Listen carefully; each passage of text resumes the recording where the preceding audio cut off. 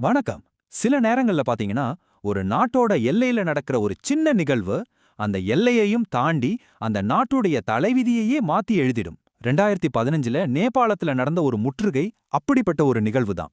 அது எப்படி ஒரு நாட்டோட புவிசார் அரசியல் போக்கிய மொத்தமா புரட்டி போட்டுச்சுங்கிறத பத்தி தான் நாம இன்னைக்கு பார்க்க போறோம். சரி, வாங்க இதுக்குள்ள இன்னும் ஆழமா போலாம். இந்த ரொம்பவே சிக்கலான நிகழ்வை முழுசா புரிஞ்சுக்க நாம இதை 4 முக்கிய பகுதிகளா பிரிச்சு பார்க்க போறோம். முதல்ல இந்த முற்றுகை நேபாளத்தை எப்படி முடக்கி போட்டுச்சுன்னு பார்ப்போம். அதுக்கப்புறம் இந்த நெருக்கடிக்கு தீப்பொறியா அமைஞ்ச அந்த அரசியல் காரணம் என்னன்னு ஆராய்வோம். அடுத்து இது நிஜமாவே ஒரு அறிவிக்கப்படாத முற்றுகையாங்கிற அந்த பெரிய சர்ச்சை பத்தி பேசுவோம். கடைசியா இந்த ஒரு சம்பவம் எப்படி நேபாளத்தோட வெளியுறவு கொள்கையில ஒரு நிரந்தரமான மாற்றத்தை ஏற்படுத்துச்சுன்னு அலசுவோம். எந்த ஒரு அரசியல் நெருக்கடியோட தீவிரத்தையும் நம்ம புரிஞ்சுக்கணும்னா அதோட மனிதாபிமான பாதிப்புல இருந்து தான் ஆரம்பிக்கணும். யுனிசெஃபோட இந்த எச்சரிக்கை நிலைமை எவ்வளவு மோசமா இருந்துச்சுன்னு நம்ம முகத்துல அரையிற மாதிரி சொல்லுது. இது வெறும் அரசியல் வார்த்தை போர் கிடையாது. எரிபொருள், உணவு, மருந்து இதெல்லாம் இல்லாததால 3 மில்லியன் குழந்தைங்களோட உயிர் ஆபத்துல இருந்துச்சு. யோசிச்சு பாருங்க, இது ஒரு நாட்டோட எதிர்காலத்தையே கேள்விக்குறியாக்குன ஒரு தருணம். இப்போ முதல் பகுதிக்குள்ள போகலாம். ஸ்தம்பித்து நின்ற ஒரு தேசம். இந்த முற்றுகை நேபாளத்தோட தெருக்கள்ல, வீடுகள்ல, மருத்துவமனைகள்ல என்ன மாதிரியான உடனடி பாதிப்புகளை ஏற்படுத்துச்சுன்னு கொஞ்சம் ஆழமா பார்க்கலாம். இந்த நெருக்கடி ஏன் இவ்ளோ பெரிய பாதிப்பை ஏற்படுத்துச்சுன்னு புரிஞ்சுக்க, அப்போ நேபாளம் எவ்ளோ ஒரு பலவீனமான நிலையில இருந்துச்சுன்னு நாம தெரிஞ்சுக்கணும். சும்மா கற்பனை பண்ணி பாருங்களேன். நேபாளம் இந்தியாவாலையும் சீனாவாலையும் 4 பக்கமும் சூழப்பட்ட ஒரு நாடு. சில மாசத்துக்கு முன்னாடி தான் ஒரு பயங்கரமான பூகம்பத்திலிருந்து மெதுவா மீண்டு வந்துட்டு இருந்துச்சு. ரொம்ப முக்கியமா அவங்க உயிர் வாழ்றதுக்கு தேவையான எரிபொருள், உணவு, மருந்துன்னு கிட்டத்தட்ட எல்லாத்துக்கும் தெற்கே இருக்கிற ஒரே அண்டை நாடான இந்தியாவை மட்டும்தான் நம்பியிருந்தாங்க.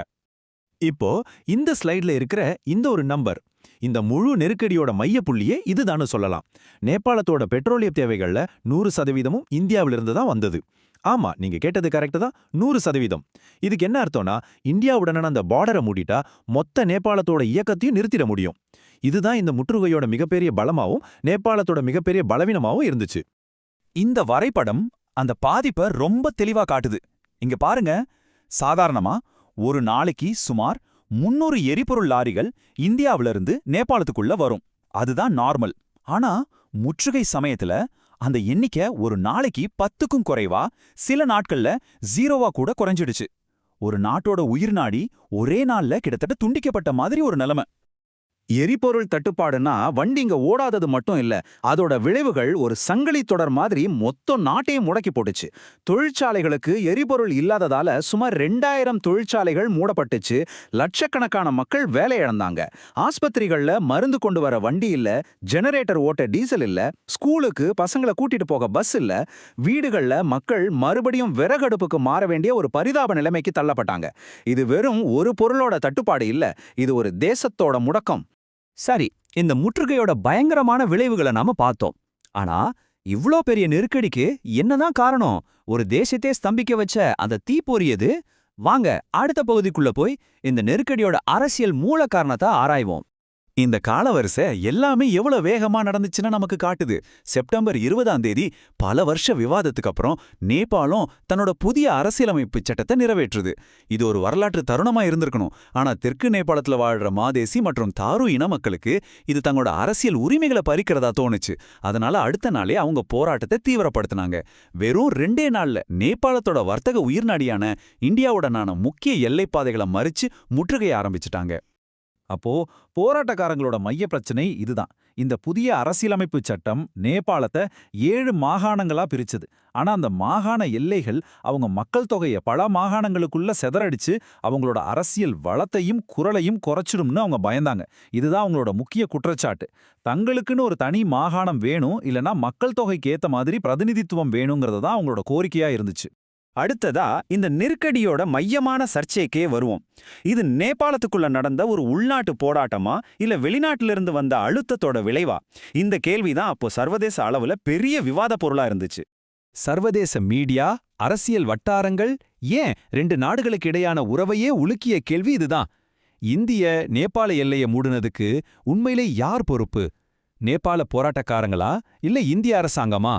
இங்கதான் ஒரு பெரிய ராஜதந்திர முட்டுக்கட்டையே உருவாச்சு. ஒரு பக்கம் நேபாள அரசாங்கம் இது எங்க உள்நாட்டு பிரச்சனை இல்லைன்னு சொல்லுச்சு. தங்களோட புதிய அரசியலமைப்பை ஏத்துக்க சொல்லி இந்தியா தங்களுக்கு அழுத்தம் கொடுக்கிற ஒரு அறிவிக்கப்படாத பொருளாதார தடை இதுன்னு கடுமையா குற்றம் சாட்டினாங்க. இன்னொரு பக்கம் இந்தியாவோ இல்ல நாங்க எல்லைய மூடல, நேபாள பக்கத்துல நடக்கிற வன்முறை போராட்டத்தால எங்க லாரி டிரைவர்ஸ் உயிருக்கு பயந்து வண்டி ஓட்ட மாட்டேங்கிறாங்கன்னு பதில் சொல்லுச்சு. இந்த சூழல்ல போராட்டக்காரங்க தரப்புல இருந்து ஒரு குரல் வந்துச்சு. இந்த ஸ்லைட்ல நீங்க பாக்குறது ஒரு முக்கிய மாதேசி தலைவர் ராஜேந்திர மகத்துவோட ஸ்டேட்மெண்ட். அவரு இந்த முற்றுகைய மாதேசி மக்கள் தான் பண்றாங்க, இதுக்கும் இந்தியாவுக்கும் எந்த சம்பந்தமும் இல்லன்னு வெளிப்படையா சொன்னாரு. இது இந்தியாவின் வாதத்துக்கு வலு சீக்கிர மாதிரியும் நேபாள அரசோட குற்றச்சாட்டை மறுக்கிற மாதிரியும் இருந்துச்சு. இது விஷயத்தை இன்னும் சிக்கலாக்கி உண்மை எதுங்கிற கேள்வியை ஆழமாக்கிச்சு. இப்போ கதையோட அடுத்த ரொம்பவே முக்கியமான கட்டத்துக்கு போலாம். ஒரு நெருக்கடி அது எவ்வளோதான் வேதனையா இருந்தாலும் சில பாடங்களை கத்துக் கொடுக்கும். இந்த முற்றுகை நேபாளத்துக்கு என்ன பாடத்தை கத்துக் கொடுத்துச்சு? அது எப்படி அந்த நாட்டோட நீண்டகால திட்டங்களையும் உலகத்தை பார்க்கற பார்வையும் மாத்துச்சுன்னு பாப்போம். இந்த விளக்கப்படம் நேபாளா ஏன் இவ்ளோ பெரிய நெருக்கடியை சந்திச்சுதுங்கிறதோட ஆணி வேற காட்டுது. 2014-15 காலகட்டத்துல நேபாளத்தோட மொத்த வர்த்தகத்துல 3/2 பங்குக்கு மேல, அதாவது சுமார் 64% இந்தியாவோட மட்டும்தான் இருந்துச்சு. ஒரே ஒரு நாட்டை, ஒரே ஒரு பாதைய இந்த அளவுக்கு நம்பி இருக்கிறது எவ்வளோ பெரிய ஆபத்துங்கிறத இந்த முற்றுகை நேபாளத்துக்கு ரொம்ப வலிமிகுந்த பாடமா கத்துக் கொடுத்துச்சு. இனிமேல் இப்படி ஒரு நிலைமை வரவே கூடாதுங்கிற உறுதியோட நேபாளம் சில அதிரடியான நடவடிக்கைகளை எடுத்தது. இந்தியாவை மட்டுமே சார்ந்திருக்கிறத முடிவுக்கு கொண்டு வர முதல்ல ஐநா கிட்ட முறையிட்டாங்க. ரொம்ப முக்கியமா தங்களோட வடக்கு அண்டை நாடான சீனா பக்கம் திரும்பினாங்க. அவங்க வரலாற்றிலேயே முதல் முறையா சீனா கிட்ட இருந்து எரிபொருள் வாங்க ஒப்பந்தம் போட்டாங்க. அது மட்டும் இல்லாம வர்த்தகத்துக்காக இந்திய துறைமுகங்களை மட்டும் நம்பாம சீன துறைமுகங்களையும் பயன்படுத்திக்கிற மாதிரி ஒரு வரலாற்று சிறப்புமிக்க ஒப்பந்தத்தையும் செஞ்சாங்க. இது வெறும் வர்த்தக ஒப்பந்தங்கள் மட்டும் கிடையாது. இது நேபாளத்தோட வெளியுறவு கொள்கையில ஏற்பட்ட ஒரு ஆழமான கருத்தியல் மாற்றம்.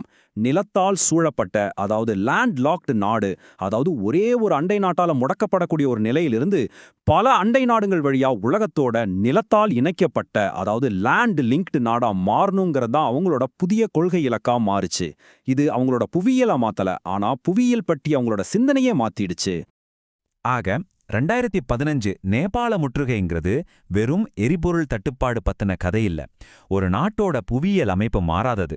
ஆனா வெறும் 5 மாசம் நீடிச்ச ஒரு நெருக்கடி அதோட புவிசார் அரசியல் பாதைய, பல வருஷ உறவுகளை, ஏன் அதோட எதிர்காலத்தையே எப்படி மொத்தமா மாத்தி அமைக்க முடியும் என்பதற்கு இந்த நிகழ்வு ஒரு சக்தி வாய்ந்த உதாரணம். ஒரு நெருக்கடி ஒரு நூற்றாண்டு வெளியுறவு கொள்கையை எவ்வளவு வேகமா மாத்தி அமைக்க முடியும்? இத பத்தி நீங்க என்ன நினைக்கிறீங்க? உங்க கருத்துக்களை எங்களோட பகிர்ந்துக்கோங்க.